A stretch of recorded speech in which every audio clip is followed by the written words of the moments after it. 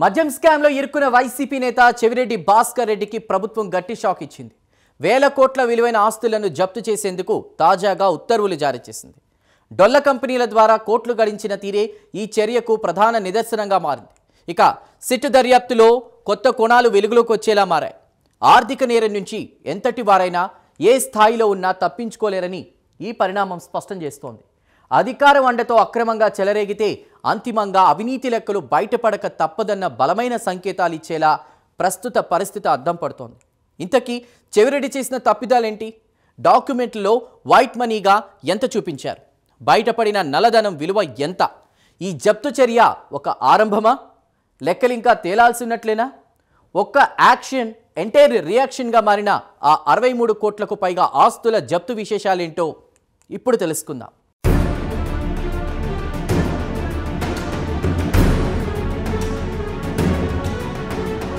Andhra Pradesh liquor scam కేసులో ప్రత్యేక దర్యాప్తు బృందం విచారణ కీలక మలుపు తిరిగింది. వేల కోట్ల రూపాయలు ప్రభుత్వ ఆదాయాన్ని రూటు మళ్లించి ఈ భారీ మద్యం కుంభకోణంలో నిందితుడైన వైసీపీ నేత చెవిరెడ్డి భాస్కర్ రెడ్డి కుటుంబానికి రాష్ట్ర ప్రభుత్వం భారీ షాక్ ఇచ్చింది.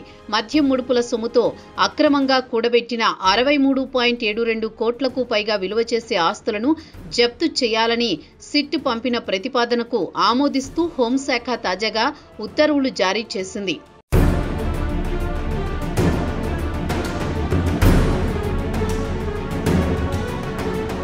సిట్ వెల్లడించిన వివరాల ప్రకారం చెవిరెడ్డి భాస్కర్ రెడ్డి ఆయన కుటుంబ సభ్యులు 2021 నుండి 2023 మధ్య కాలంలో మొత్తం 20కు పైగా డాక్యుమెంట్ల ద్వారా సుమారు 78 ఎకరాల భూమిని కొనుగోలు చేశారు. ఈ ఆస్తులు ప్రధానంగా Tirupati rural, Renigunta, Thottambedu, Puttur sub registrar పరిధిలోని ఒల్లూరు, తిరుచానూరు, తుమ్మలగుంట, ఏర్పేడు వంటి ప్రాంతాలలో రిజిస్టర్ అయ్యాయి.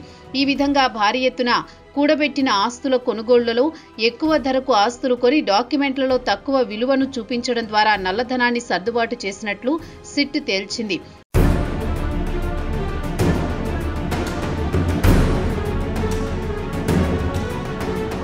ఈ స్థిరాస్తులు చెవిరెడ్డి భాస్కర్ రెడ్డి, ఆయన భార్య లక్ష్మీకాంతమ్మ, కుమారులు మోహిత్ రెడ్డి, హర్షిత్ రెడ్డి పేర్లపై రిజిస్టర్ అయ్యాయి.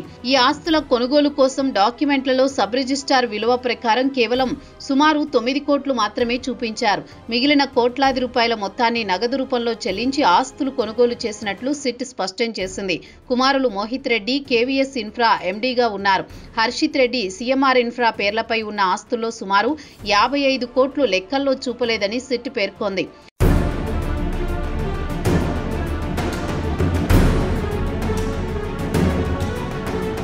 చెవిరెడ్డి భాస్కర్ రెడ్డి కుటుంబం కొనుగోలు చేసిన ఆస్తుల వివరాలను పరిశీలిస్తే ఒకే రోజు ఒకే ప్రాంతంలో భూములను చిన్న చిన్న భాగాలుగా విభజించి పలు డాక్యుమెంట్ల ద్వారా కొనుగోలు చేయడం వెనుక స్పష్టమైన ఉద్దేశం కనిపిస్తోంది. ఇది ప్రధానంగా రిజిస్ట్రేషన్ విలువ పరిమితులను దాటకుండా ఉండడానికి లేదా పెద్ద మొత్తంలో చేసే ఒకే లావాదేవీపై అధికారుల దృష్టి పడకుండా చూసేందుకు చేసిన వ్యూహంగా విశ్లేషకులు భావిస్తున్నారు.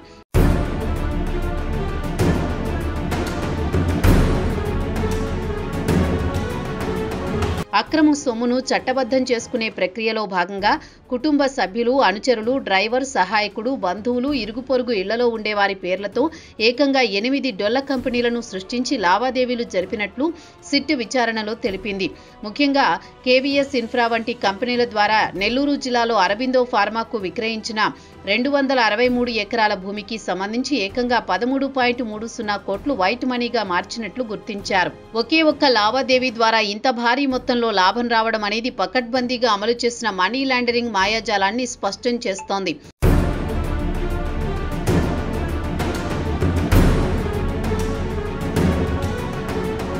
అధికారంలో ఉన్నామనే అహంకారంతో ఏం చేసినా చెల్లుబాటవుతుందనే ధీమాతోనే చెవిరెడ్డి కుటుంబం అక్రమాలకు పాల్పడిందని సిట్ వివరాలు స్పష్టం చేస్తున్నాయి. అక్రమ సొమ్మును వైట్ మనీగా మార్చుకునే ప్రక్రియలో కుటుంబ సభ్యులు డొల్ల కంపెనీల లావాదేవీలలో చేసిన చిన్నపాటి తప్పిదాలు ఈ ఆస్తుల జప్తుకు దారితీశాయి. దీంతో 100 ఎకరాల భూములు, ఖరీదైన నివాస వాణిజ్య స్థలాలను జప్తు చేసేందుకు విజయవాడ ఏసీబీ కోర్టులో పిటిషన్ దాఖలు చేయడానికి సిఐడికి ప్రభుత్వం అనుమతి ఇచ్చింది.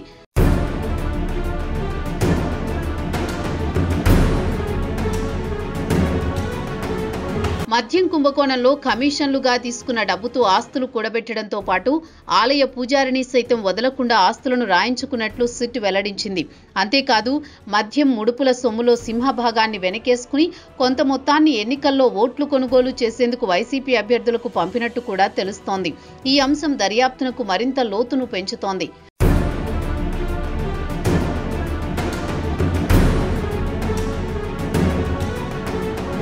ప్రస్తుత ప్రభుత్వం చెవిరెడ్డి కుటుంబ ఆస్తులను జప్తు చేయడం అనేది కేవలం మాజీ వైసీపీపై కక్ష సాధింపు చర్యగా మాత్రమే చూడాలా, లేక అవినీతిపై చేస్తున్న యుద్ధంగా పరిగణించాలా అనే ప్రశ్న ఉత్పన్నమవుతోంది.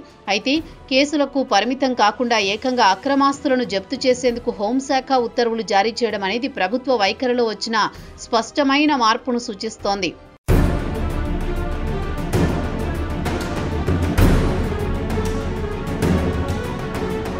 అక్రమంగా సంపాదించిన ఆస్తులను స్వాధీనం చేసుకోవడం ద్వారా అవినీతి పరులకు గట్టి హెచ్చరిక పంపాలనే వ్యూహం ప్రభుత్వ చర్య వెనుక ఉంది.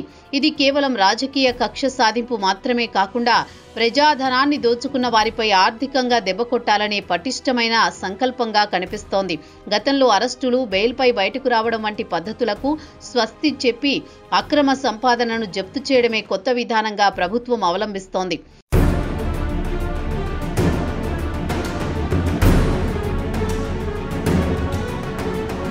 మద్యం కుంభకోణం వేల కోట్ల రూపాయలకు సంబంధించిన భారీ కేసు.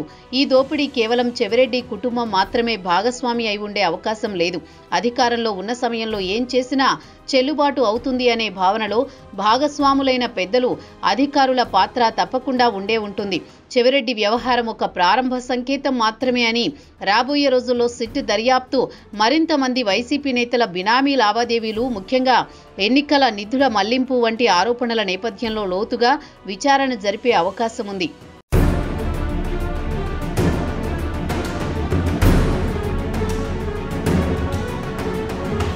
అక్రమంగా కూడబెట్టిన ఈ భారీ ఆస్తుల జప్తు ప్రక్రియ క్రిమినల్ లా సవరణ ఆర్డినెన్స్ CLAO 1944 నిబంధనల కింద జరుగుతున్నట్లు తెలుస్తోంది.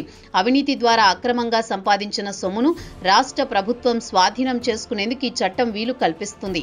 గతంలో కూడా దేశంలో రాజకీయ నాయకులపై ఆస్తుల జప్తు జరిగిన ఉదంతాలు ఉన్నప్పటికీ ఈ స్థాయిలో ఎన్నికలకు ముందు వేల కోట్ల కుంభకోణానికి సంబంధించి చర్య తీసుకోవడం అనేది ప్రభుత్వ వైఖరిలో వచ్చిన పటిష్టమైన మార్పుగా విశ్లేషకులు భావిస్తున్నారు.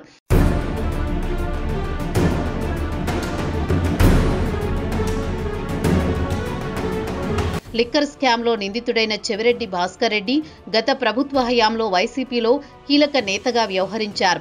ఆయన గతంలో శాసనసభ్యుడిగా లేదా ప్రభుత్వంలో ఏ ఇతర కీలక పాలనా పదవులను నిర్వహించారు అనే అంశాన్ని పరిగణలోకి తీసుకుంటే తన అధికార హోదాను దుర్వినియోగం చేసి ఈ అక్రమాలకు పాల్పడ్డారనే కోణం మరింత స్పష్టమవుతోంది. ఈ కుంభకోణం ప్రభుత్వానికి రావాల్సిన ఆర్థిక ఆదాయాన్ని రూటు మళ్లించింది కాబట్టి ఎక్సైజ్ శాఖ లేదా ఆర్థిక శాఖ నుండి వచ్చిన ఇన్పుట్స్ కూడా సిట్ దర్యాప్తునకు బలాన్ని చేకూర్చాయి.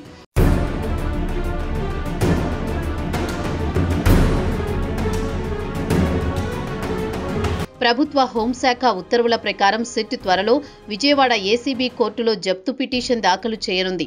కోర్టు అనుమతితో ఈ ఆస్తులు ప్రభుత్వం ఆధీనంలోకి వస్తాయి.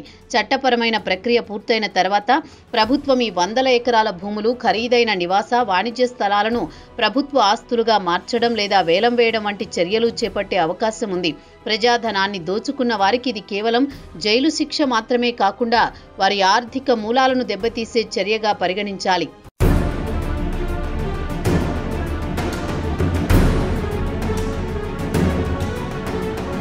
చెవిరెడ్డి భాస్కర్ రెడ్డిపై తీసుకున్న జప్తు చర్య నేరుగా వైసీపీ అధినేత పాలనపైనే నైతిక ప్రశ్నలు లేవనెత్తుతుంది. మద్యం కుంభకోణం అనేది ప్రభుత్వ ఆదాయానికి సంబంధించిన అంశం. కీలకమైన నాయకులు, ముఖ్యంగా చెవిరెడ్డి గత ప్రభుత్వంలో అత్యంత సన్నిహితంగా మెలిగిన వ్యక్తి. ఇంత పెద్ద మొత్తంలో అక్రమాస్తులు కూడబెట్టారనే ఆరోపణలు అధినేతకు తెలియకుండానే ఇదంతా జరిగిందా అనే సందేహాన్ని ప్రజల్లో బలపరుస్తాయి. ఇది విపక్షాలకు మాజీ సీఎం జగన్ పాలనపై దాడి చేయడానికి తిరుగులేని అస్త్రంగా మారుతుంది.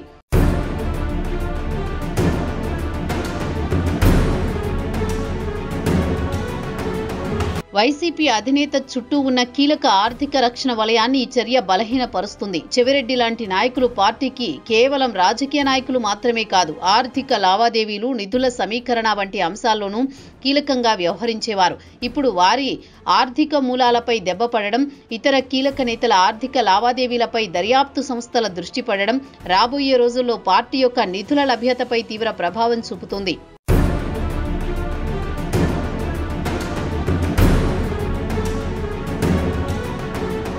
వైసీపీలోని అనేక మంది మాజీ మంత్రులు, కీలక వ్యక్తులు ఇప్పటికే ఇసుక, మైనింగ్, రియల్ ఎస్టేట్ వంటి రంగాల్లో ఆర్థికంగా అక్రమ లావాదేవీల ఆరోపణలు ఎదుర్కొంటున్నారు. చెవిరెడ్డి కేసులో డొల్ల కంపెనీలు, బినామీల పేర్ల ద్వారా మనీ లాండరింగ్ వ్యూహం బయటపడడం అదే తరహాలో ఇరుక్కున్న ఇతర నేతలతో తీవ్ర భయాందోళనలు కలిగిస్తోంది. ఈ భయం వల్ల వారు న్యాయ పోరాటాలపై దృష్టి పెట్టడం లేదా రాజకీయం నుంచి తాత్కాలికంగా వైదొలగడం వంటి చర్యలు తీసుకోవచ్చు. ఇది పార్టీ అధినేత జగన్ కు మద్దతు ఇచ్చే కీలక వర్గాన్ని బలహీనపరుస్తుంది.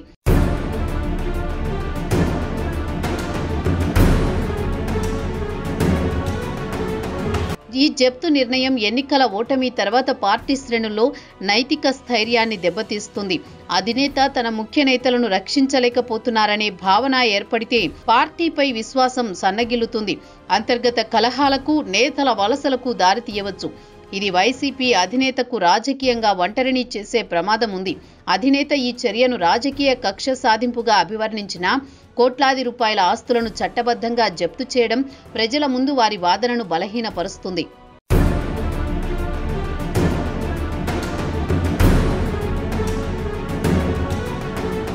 చెవిరెడ్డి కేసులో ఎన్నికల సమయంలో ముడుపుల సొమ్మును ఓట్లు కొనుగోలు చేసేందుకు పంపారనే ఆరోపణలుండడం దర్యాప్తునకు మరింత లోతును ఇస్తుంది. సిట్ ఇప్పుడు ఈ కోణంలో విచారణ జరిపితే అది నేరుగా వైసీపీ నిధుల మూలాలపై, ఎన్నికల ఉల్లంఘనలపై ప్రభావం చూపుతుంది.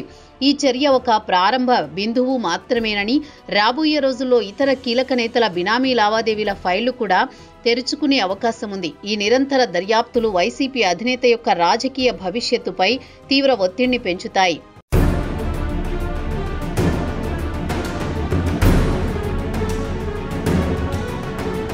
మద్యం కుంభకోణం, డొల్ల కంపెనీలు, బినామీ ఆస్తులు ఇవన్నీ కలిపి వైసీపీ కీలక నేత చెవిరెడ్డి భాస్కర్ రెడ్డి కుటుంబాన్ని ఇప్పుడు చట్టపరమైన చిక్కుల్లో పడేశాయి. కోట్ల విలువైన ఆస్తులను జప్తు చేయాలని ప్రభుత్వం తీసుకున్న నిర్ణయం కేవలం ఆర్థిక నేరాలపై తీసుకున్న చర్య మాత్రమే కాదు. ఇది అధికార మాటున దాచిన నల్లధనాన్ని చట్టం ఎలా ఛేదించగలదో నిరూపించే ఒక బలమైన సంకేతం.